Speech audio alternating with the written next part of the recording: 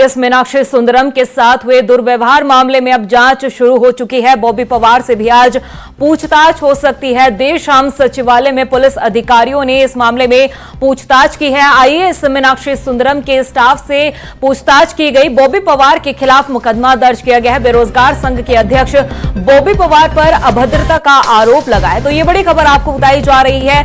IAS Meenakshi Sundaram के साथ हुए दुर्व्यवहार के मामले में अब पूरी तरह से जांच शुरू हो चुकी है। आपको पूरा मामला समझा देते हैं। ये मामला जो है वो बुधवार देर शाम का है, जब सचिवालय में बेरोजगार संघ के अध्यक्ष बॉबी पवार अपने कुछ साथियों के साथ पहुंचे, जहां उन्होंने आईएएस अधिकारी मीनाक्षी सुंदरम से मुलाकात की। बताया जा रहा था कि यूपीसीएल के एमडी अनिल यादव को लेकर ही वो किसी तरह की वार्ता करने के लिए सचिवालय पहुंचे थे बॉबी पवार, और इसी दौरान गहमा गहमी का माहौल हुआ और बॉबी पवार पर आरोप लगा है कि उन्होंने आईएएस अधिकारी मीनाक्षी सुंदरम के साथ अभद्रता की। ये सभी आरोप उनके ऊपर लगे, जिसके बाद से सियासी गलियारों में भी ये जो विषय है वो चर्चा का विषय बना हुआ है और लगातार बॉबी पवार के खिलाफ जांच की मांग की गई और आखिर में आकर बॉबी पवार के खिलाफ मुकदमा दर्ज कर लिया गया है और उसके बाद ही लगातार इस पूरे मामले में जांच शुरू की गई है।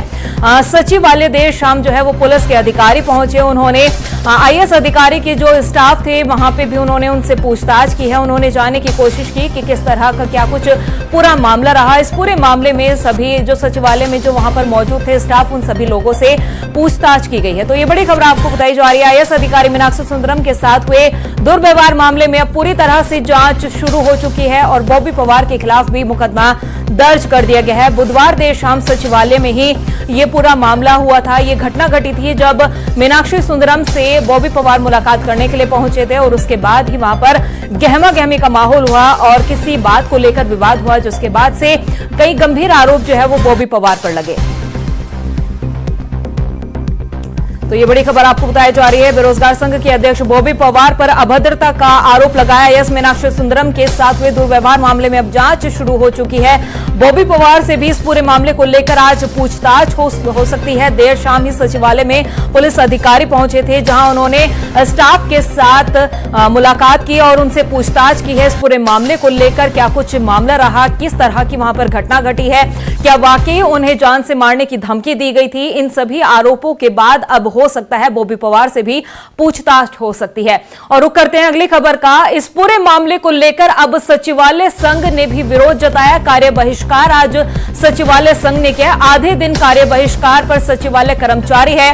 स्टाफ से अभद्रता के विरोध में जो सचिवालय कर्मचारी है वो धरना प्रदर्शन कर रहे हैं। सचिवालय में आज कर्मचारियों की आम सभा भी है। बॉबी पवार को लेकर सचिवालय कर्मचारियों में काफी नाराजगी देखने को मिल रही है। सचिवालय संघ का कार्य बहिष्कार आज है।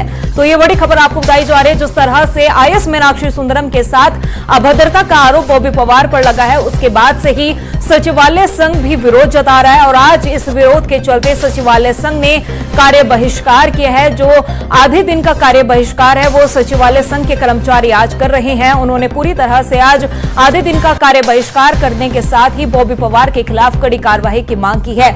ये पूरा जो मामला है वो काफी चर्चाओं में चला हुआ है। आपको बता दें कि यूपीसीएल के एमडी अनिल यादव को लेकर बॉबी पवार लगातार सवाल उठा रहे थे। उनका सेवा विस्तार किया गया था। 2 साल का सेवा विस्तार जो है अनिल यादव को मिला था और उन पर कई गंभीर आरोप भी लगे हुए भ्रष्टाचार को लेकर। उसके बाद ही बॉबी पवार ने इस पूरे मामले को उठाया और इसी मामले को लेकर बताया जा रहा है कि आईएएस अधिकारी मीनाक्षी सुंदरम से वो मुलाकात करने के लिए पहुंचे थे और इसी दौरान उनका ये जो हंगामे का जो चर्चाएं थी वो सियासी गलियारों में आई, सुर्खियों में ये मामला छाया और अब जाकर जो है सचिवालय संघ के जो कर्मचारी है वो लगातार इस मामले का विरोध करते नजर आ रहे हैं। उन्होंने कार्य बहिष्कार भी किया है।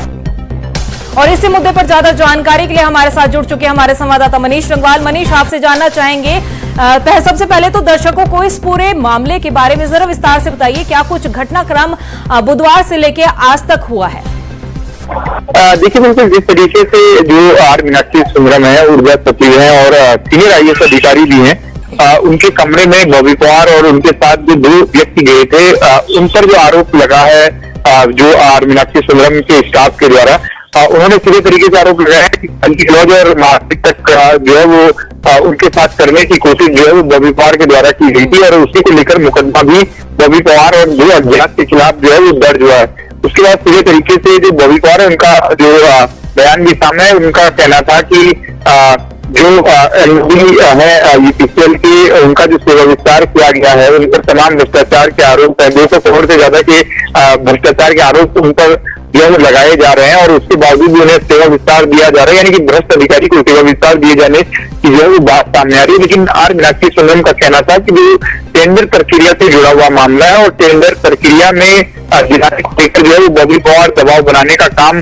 जो है वो कर रहे हैं। तो कुल मिलाकर दोनों तरफ से जो है वो अलग अलग बातें निकलकर सामने आ रही हैं और पुलिस जो है वो भी उसने अपनी जांच जो है उसमें शुरू कर दी और कल भी पुलिस के द्वारा जो है वो जांच की गई थी और आर मीनाक्षी सुंदरम का जो कमरा है, स्टाफ है और आसपास के जो स्टाफ है, अन्य आईएएस अधिकारी को जो कर्मचारी है, उनसे जो है बयान भी जो है वो पुलिस के द्वारा दिए गए थे। लेकिन सीधे तरीके से देखें तो अब सचिवालय संघ जो है वो पूरी तरीके से जो है वो आर पार की लड़ाई के मूड में जो है वो इस समय नजर आ रहा है, क्योंकि आज पूरी तरीके से कामकाज सचिवालय संघ के द्वारा ठप जो है वो किया गया और 1 बजे तक का जो कार्य बहिष्कार सचिवालय संघ के कर्मचारियों का है।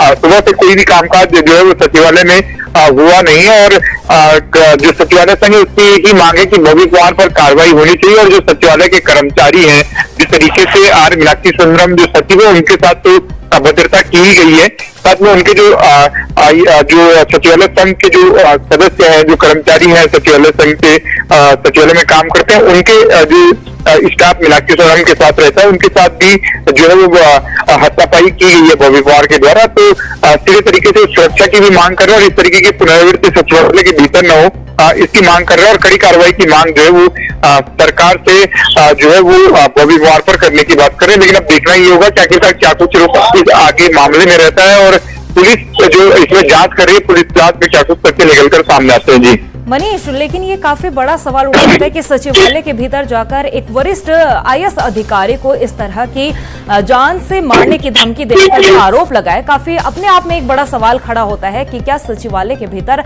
ऐसे कोई भी व्यक्ति जाकर किसी अधिकारी को जान से मारने की धमकी दे सकता है या मारपीट कर सकता है या उनके साथ अभद्रता कर सकता है?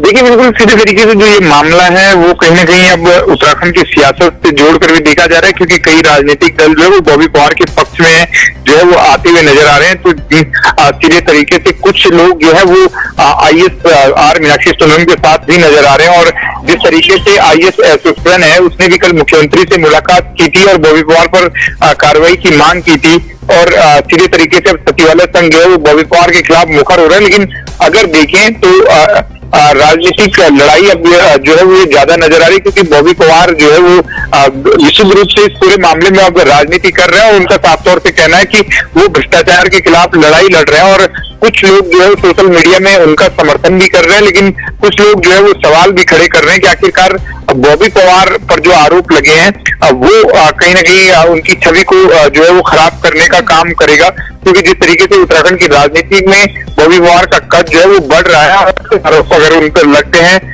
जिस तरीके से 8 मुकदमा उन पर पहले दर्ज है, ये 9वां मुकदमा उन पर हुआ है, तो ये थोड़ा सा उनकी छवि पर जो है वो कहीं ना कहीं असर उस पर पड़ेगा। जी चलिए मनीष, तमाम जानकारी देने के लिए बेहद शुक्रिया। आगे भी आपसे अपडेट लेते रहेंगे। अब देखना होगा इस पूरे मामले में पुलिस जिस तरह से अपनी जांच करती है।